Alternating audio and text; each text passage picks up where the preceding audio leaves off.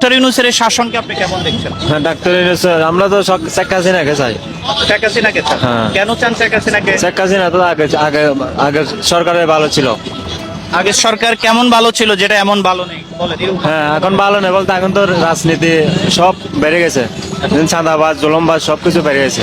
আপনার কি মনে হয় শেখ হাসিনা আসলেই চাঁদাবাজ হ্যাঁ, সবকিছু থাকবে না? থাকবে না। অন্যান্য রাজনৈতিক আরো দল আছে না, অন্য অন্য রাজনীতি আছে। তো তাদের থেকে কাউকে কিছু বলেন। হ্যাঁ।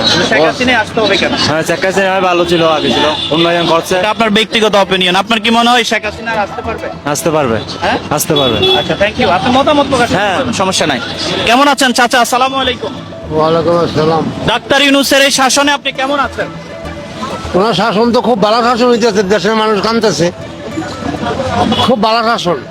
আচ্ছা আচ্ছা আচ্ছা এছাড়া শাসন আর দুনিয়াতে হইতে পারে না। আচ্ছা আচ্ছা এছাড়া ইসরায়েলে বালা গুলি করে মারে, আচ্ছা আচ্ছা। আর ওরা তো দেখায় মারে মানুষের, হয়রানি করে মারে। এই রমজানে আপনি কেমন ছিলেন?